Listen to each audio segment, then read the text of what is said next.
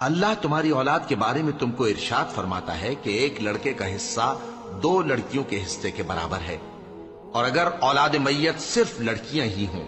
یعنی 2 یا 2 سے زیادہ تو کل ترکے میں ان کا 2/3 ہے، اور اگر صرف ایک لڑکی ہو تو اس کا نصف ہے،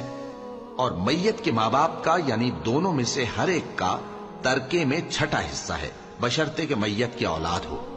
اور اگر اولاد نہ ہو اور صرف ماں باپ ہی اس کے وارث ہوں تو 1/3 ماں کا حصہ ہے، اور اگر میت کے بھائی بھی ہوں تو ماں کا 6واں حصہ ہوگا۔ اور یہ تقسیم ترکہ میت کی وصیت کی تعمیل کے بعد جو اس نے کی ہو یا قرض کے ادا ہونے کے بعد جو اس کے ذمے ہو عمل میں آئے گی۔